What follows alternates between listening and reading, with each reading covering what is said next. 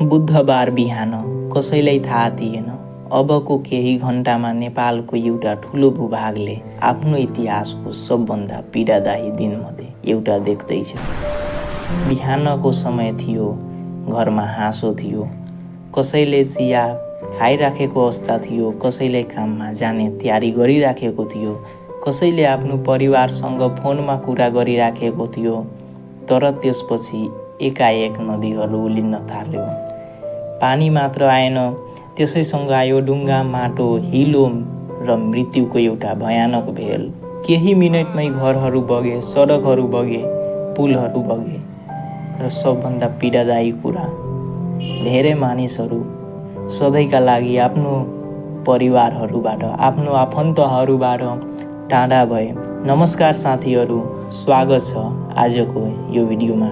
26 अगस्तको बिहान नेपालको उत्तरी जिल्ला रसुवामा भोटेकोशी नदीमा आएको अचानक विनाशकारी बाढीले गर्दा रसुवाबाट तलतिर नुवाकोट, धादिङ, गोर्खा, चितवन, नवलपुर र तनहुँसम्म धेरै क्षति पुग्यो। प्रारम्भिक विवरण अनुसार यो सामान्य वर्षाले गर्दा आएको बाढी थिएन। प्रारम्भिक वैज्ञानिक विश्लेषणले हिम तथा चट्टानको ठुलो क्ल्याप्सले नदीमा अचानक ठुलो मात्रामा पानी पठाएको देखिएको छ। युएस जियोलोजिकल सर्वेको विश्लेषणले पनि ग्लेसियल कोल्याप्सलाई मुख्य कारणका रूपमा सङ्केत गरेको रिपोर्ट आएको छ। अर्थात् मानिसहरूले ठुलो बाढी आउँदैछ भनेर तयारी गर्ने समय पनि पाएन। कल्पना गर्नुहोस्, एउटा परिवारले वर्षौँ लगाएर घर बनाएको छ, त्यही घरमा बच्चा जन्माएको छ, त्यही घरमा चाडपर्व मनाइरहेको छ, त्यही घरमा आमा बुबाले आफ्नो सन्तानको भविष्यको सपना देखेको छ। तर एउटा ठुलो भेल आयो र केही मिनटमै त्यो घर इतिहास बन्यो। कसैको घरसँगै उसको पसल पनि गयो, कसैको गाडी गयो, कसैको रोजगारी गयो। तर यी सबभन्दा ठुलो क्षति थियो मानिसको जीवन। पछिल्लो विवरण अनुसार कम्तीमा 150 जना बढी मानिसको मृत्यु भइसकेको छ।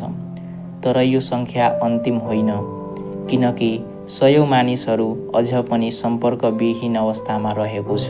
सोच्नुहोस्, ती परिवारहरू अहिले के गरिरहेका होलान्।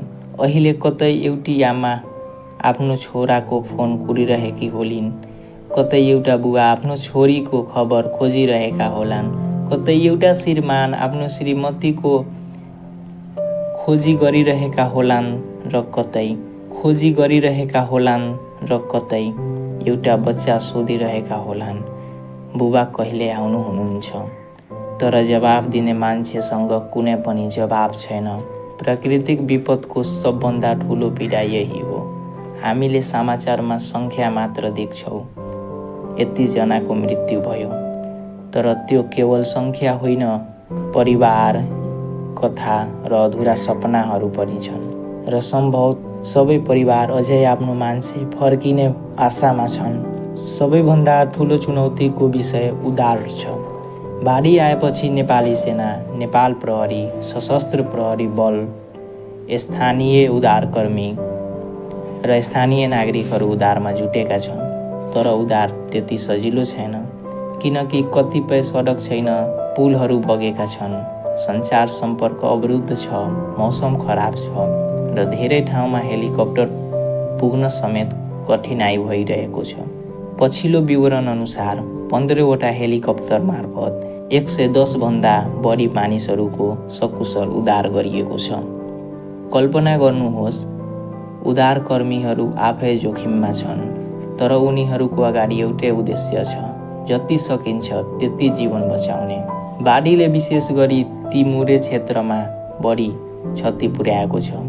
बजार क्षेत्र, सडक, पुल, सुरक्षा पोस्ट र जलविद्युत संरचनामा समेत ठुलो क्षति भएको छ। पछिल्लो विवरण अनुसार 19वटा मोटरेबल पुल र करिब 40 किलोमिटर सडक क्षतिग्रस्त भएको रिपोर्ट छ। यो केवल एउटा जिल्लाको समस्या होइन, किनकि एउटा पुल बग्दा मानिसको आवत जावत रोकिन्छ, सडक बग्दा औषधि र राहत पुग्न कठिनाइ हुन्छ, सञ्चार बन्द हुँदा परिवारले आफ्नो मानिसहरूको अवस्था थाहा पाउन सक्दैनन्। त्यसैले प्राकृतिक विपत्तिले एकैपटक धेरै जीवनलाई असर गर्दछ। यो घटनाले अन्तर्राष्ट्रिय ध्यान समेत तानेको छ। नेपालको यो क्षेत्र कैलाश मानसरोवर जाने यात्रु र पर्यटकका लागि महत्त्वपूर्ण मार्ग रहेको छ। पछिल्लो रिपोर्ट अनुसार 100 मानिस सम्पर्कविहीन छन्, जसमा ठूलो सङ्ख्यामा विदेशी पर्यटकहरू पनि रहेका छन्। रेउटरले 340 विदेशी पर्यटक सहित 400 भन्दा बढी मानिस नेपालमा सम्पर्कविहीन रहेको जनाएको छ। त्यसैले अहिले नेपालमा नेपाली मात्र होइन, भारत, अमेरिका, बेलायत, अस्ट्रेलिया, क्यानाडा, दक्षिण कोरिया लगायत विभिन्न देशका परिवारहरू पनि आफ्ना नागरिकको खबर पर्खिरहेका छन्। एउटा प्रश्न हामी सबैका लागि, यस्तो घटना भएपछि हामी एउटा प्रश्न सोच्छौँ, यस्तो विपत्ति किन आयो?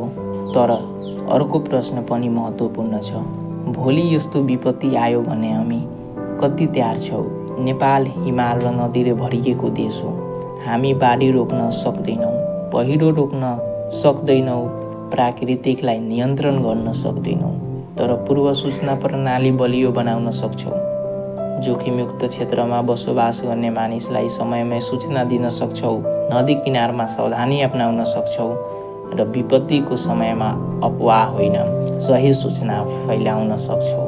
आज हामीले यो घटनालाई केवल एउटा समाचारको रूपमा नहेरौँ, किनकि त्यहाँ अहिले पनि कसैको परिवार आफ्नो मान्छेको प्रतीक्षामा छ। कसैको घर छैन, कसैको व्यापार छैन, कसैको परिवार अधुरो भएको छ र कसैको जीवन एकैछिनमा परिवर्तन भएको छ। ज्यान गुमाउने सम्पूर्ण नेपाली दाजुभाइ तथा दिदीबहिनीहरूप्रति हार्दिक श्रद्धाञ्जली, घाइतेहरूको शीघ्र स्वास्थ्य लाभको कामना र सम्पर्कविहीन सबै मानिसहरू सकुशल भेटुन् भन्ने हाम्रो प्रार्थना रहेको छ। बाढीले धेरै कुरा बगायो, घर बगायो, सडक बगायो, पुल बगायो, तर आशा अझै बगेको छैन। उद्धारकर्मी अझै खोजिरहेका छन्, परिवारहरू अझै फर्किरहेका छन् र नेपाल अझै उभिएको छ।